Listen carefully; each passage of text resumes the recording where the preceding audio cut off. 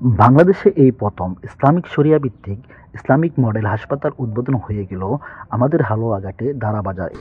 Islamic model হাসপাতালের বৈশিষ্ট্যসমূহ এবং কী কী সেবা দান করবে এই ইসলামিক মডেল হাসপাতালে সে সম্পর্কে আমরা জেনে আসব উক্ত প্রতিষ্ঠানের চেয়ারম্যান অ্যাডভোকেট মাওলানা ডক্টর আব্দুস সামাদ সাহেবের থেকে।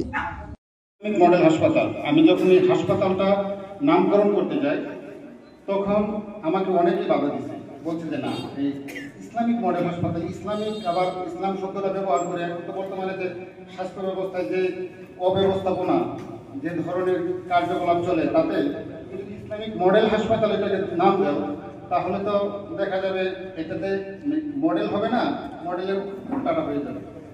তখন আমি বললাম না, আমি ইসলামিক মডেল হাসপাতালের নাম দিব। আমি ডিটারমাইন্ড হলাম, আমি তারপরে এই প্রতিষ্ঠানের নামকরণ করলাম ইসলামিক মডেল হাসপাতাল।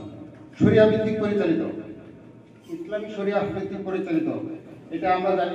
বলছেন আমাদের সম্মানিত গেস্ট বলছেন যে ইসলামিক শরিয়া ভিত্তিক পরিচালিত শুধুমাত্র বাংলাদেশে একটা সেক্টর আছে, সেটা হচ্ছে ব্যাংকিং সেক্টর। আর হাসপাতাল সেক্টর এখন পর্যন্ত বাংলাদেশে প্রতিষ্ঠিত হয়নি। আমার জানার মতে এটাই হচ্ছে প্রথম ইসলামিক শরিয়া ভিত্তিক হাসপাতাল। ইসলামিক শরিয়া ভিত্তিক হাসপাতালটা আসলে কি, এটা আসলে অনেক ব্যাপক বিষয়। আমি যখন 2009 সালে মেডিকেল সায়েন্সে ভর্তি হই তখন থেকে আমি প্রথমে একদিন ওটিতে গেলাম, কোনো একটা ওটিতে গেলাম। ওটিতে গিয়ে দেখলাম সেখানে যে পরিস্থিতি, আমি একদম সংক্ষেপে শেষ করতেছি, সেখানে যে পরিস্থিতি, তাতে আপনার যারা মহিলা আছেন, আমাদের মা চাচিরা যারা আছেন, ওনারা এমন একটা পরিস্থিতি এবং এমন একটা বিব্রতকর পরিস্থিতির শিকার হয়। যদি আমার একটা প্রফেশনাল একটা লিগালিটির বিষয়ে আমি কিছু বলতে চাই না, তারপরেও কিছুটা বুঝে নেবেন। মহিলারা এমন, আমি নিজের চোখে দেখছি, আমাদের মা চাচি বা আমাদের যারা আছেন আত্মীয় স্বজন, ওনারা চিকিৎসা নেন, ওনারা অনেক সময় দেখা যায় যে মুখের মধ্যে মানে কোন পেঁচিয়ে রাখেন যাতে তাদের লজ্জা, মানে অপারেশন থিয়েটারে বাংলাদেশে এমন একটা পরিস্থিতি, আমরা সেখানে, আপনারা তো হয়তো জানেন, আমার ডাক্তার হিসাবে এটা বলা ঠিক হচ্ছে না, কিন্তু আমার থিমটা ওখান থেকে বলতে হচ্ছে আপনাদেরকে। সেখানে দেখা যায় যে তাদের যে একটা পরিস্থিতি থাকে, সেটা আমার খুব ব্যাপকভাবে তাড়িত করে। আমি চিন্তা করলাম, আমি যেহেতু মাদ্রাসা ব্যাকগ্রাউন্ডে বেশি পড়াশোনা করছি, তারপরে আবার বাংলা অন্যান্য বিষয়ে পড়াশোনা করার সুযোগ পেয়েছি আলহামদুলিল্লাহ।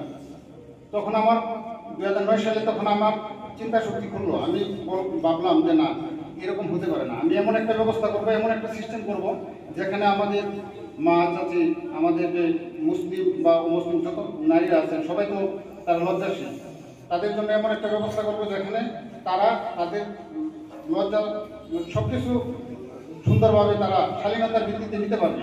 এটা ছিল আমার প্রথম থিম। তখন থেকে আমি এটার উপর দীর্ঘদিন কাজ করছি, দীর্ঘদিন আমি এটা নিয়ে পড়াশোনা করছি। এই বিষয়টাকে আমি এক্সপ্লেন করার চেষ্টা করতেছি। আমি দেখলাম যে ইসলামেও ব্যাপক এর যে একটা ব্যাপার আছে, আপনার ব্যাংকিং সেক্টরের সাথে যে ব্যাপারটা আছে, সেটা হচ্ছে একটা আয়াত শুধু, আর মানুষের অনেকগুলো জিনিস। আমি দেখলাম যে ডাক্তারের সেবার সাথে রিলেটেড অনেক অসংখ্য আয়াত বলেন বা অসংখ্য জিনিস বলেন, যেগুলো হচ্ছে ইসলামের সাথে রিলেটেড। আমি চিন্তা করলাম যে আমি এমন একটা করবো যেটা ইসলামের সাথে সামঞ্জস্য রেখে এখন একটা কিছু করা যায় কিনা। তারপরে আমি ওইটার পরবর্তীতে অনেকদিন ধরে একটা চেষ্টা করতেছি। 2018 সালে এসে আমি এই ধারাবাজারে প্রথম ম্যানেজিং দিতে চাইছিলাম, পরে ওইটা সুযোগ হয়নি। তারপরে আমি ধারাবাজারে চলে আসলাম। ধারাবাজারে দেখলাম যে এখানে একটা আমি হসপিটাল করতে চাই, সেটা হবে ইসলামী শরিয়া ভিত্তিক। তারপরে এই শরিয়া ভিত্তিক হাসপাতাল করতে গিয়ে আমার অনেক কিছু অনেক এক্সপিরিয়েন্স হয়েছে। আমি অনেক দিকে সমস্যার সম্মুখীন হয়েছি। আলহামদুলিল্লাহ, আল্লাহ আমাকে সহজ করে দিয়েছেন। আমি আপনাদের দোয়া চাই। আরেকটা বিষয় হচ্ছে, এখানে ইসলামী শরিয়া ভিত্তিক হাসপাতাল করতে গিয়ে ইসলামী শরিয়া ভিত্তিক কেন নাম দিয়েছি সেটা আমি মোটামুটি বোঝানোর চেষ্টা করছি। আরেকটা হচ্ছে ইসলামী শরিয়া ভিত্তিক বিষয়টার সাথে এখানে কিছু দুইটা প্যানেল থাকবে আমার। একটা হচ্ছে আলেমদের একটা প্যানেল থাকবে, আরেকটা হচ্ছে আপনার মুফতিদের একটা প্যানেল থাকবে। যে সমস্যাটা, ধর আপনি রোজার দিনে আপনার একটা সমস্যা হলো, সেই সমস্যাটাকে আপনি একটা মানুষ ইনহেলার নিল, এটা কি ইনহেলার নিতে পারবে কিনা, তার রোজা ভেঙে যাবে কিনা, এরকম অসংখ্য জিনিস, শত শত জিনিস আছে যেগুলো হচ্ছে আপনার ইসলামের সাথে এবং ধর্মের সাথে রিলেটেড। আমি চিন্তা করছি যে এখানে দুইটা প্যানেল থাকবে, একটা হচ্ছে আলেমদের একটা প্যানেল থাকবে আর একটা মুফতিদের একটা প্যানেল থাকবে। এই দুইটা প্যানেল মূলত এই হসপিটালে কনভার্ট করবে। তারপরে হচ্ছে এখানে নারী পুরুষ আলাদা থাকবে, একদম সম্পূর্ণ আলাদা। আপনারা হয়তো ভিতরে আপনাদেরকে আমন্ত্রণ জানাচ্ছি, আপনারা গিয়ে দেখবেন আমার ভিতরে ব্যবস্থা রয়েছে, সব ধরনের চিকিৎসা থাকবে ইনশাল্লাহ। শুধুমাত্র যে ইনশাল্লাহ সব কিছু আমি ব্যবস্থা করবো। প্রাথমিকভাবে এখানে তো আর নিউরো সার্জারি এবং কার্ডিয়াক সার্জারি সম্ভব হবে না, কারণ একটা স্পেশালাইজড বা স্পেশালিস্ট থাকবে, সব কিছু থাকবে ইনশাল্লাহ। জি সব সার্জারি হবে ইনশাল্লাহ। এখানে নারী পুরুষ আলাদা থাকবে, নারী পুরুষ আলাদা বলতে পুরা সেপারেট।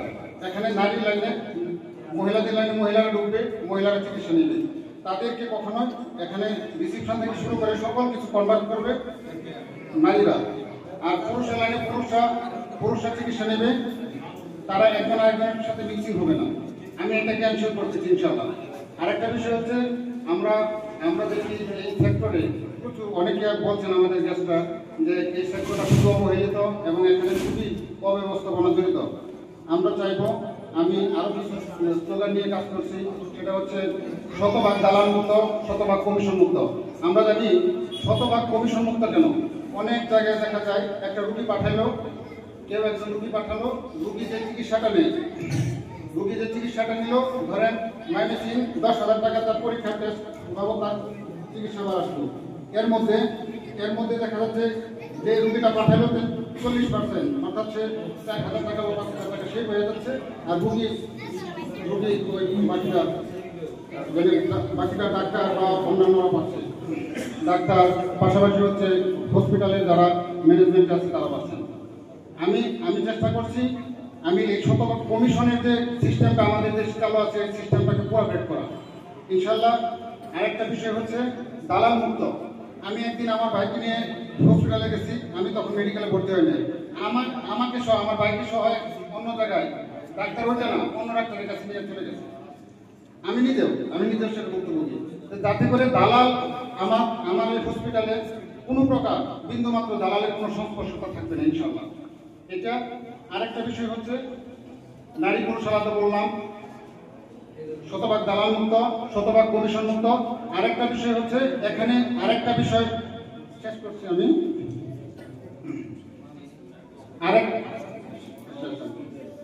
আরেকটা বিষয় হচ্ছে এখানে আরেকটা, আমাদের এই অঞ্চলে যারা পরীক্ষা নিরীক্ষা করে অনেক সময় দেখা যায় যে তাদের দেখা যায় যে একটা ট্রাস্ট থাকে না, বিশ্বাস থাকে না যে আমি যে পরীক্ষা করলাম এই পরীক্ষাটা মাইনেসিন গেলে এটা চেঞ্জ হয়ে যাবে। তা আপনারা হয়তো বা এই বিষয়টা জানেন না, যেগুলো অটোমেটেড মেশিন আছে, মেশিনগুলো হচ্ছে প্রায় সেম রেজাল্ট দেয়, কিন্তু যেই জিনিসটা দিয়ে পরীক্ষা করে তার নাম হচ্ছে রিয়াজেন্ট। সেই রিয়াজেন্টটা যদি নিম্নমানের দেওয়া হয়, কম দামি দেওয়া হয়, তাহলে পরীক্ষাটা আসে তার রেজাল্ট একটা বেশি হয়। আমি চেষ্টা করব যে এটা সর্বোচ্চ মানের মেশিন দেওয়া, পাশাপাশি হচ্ছে সর্বোচ্চ মানের রিয়াজেন্ট দেওয়া, তাতে করে আমার যেটা আসবে, আমার যে রেজাল্ট এখানে পাবো, আমরা ওখান মাইমিসি বা ঢাকা তাদের সাথে আমরা কম্পারিজন স্টাডিটা করতে পারবো, এবং ওইটা আমি নিশ্চিত করবো ইনশাল্লাহ, যাতে মানুষ চিন্তা না করতে হয়, দুশ্চিন্তা না করতে হয়। আমি যে এখানে পরীক্ষা করলাম, এই পরীক্ষাটা তো মাইমিসি গেলে চেঞ্জ হয়ে যাবে, আর আমি টাকাতে খরচ করলাম এখানে দিলাম, সেটা আমার ব্যবসা হবে।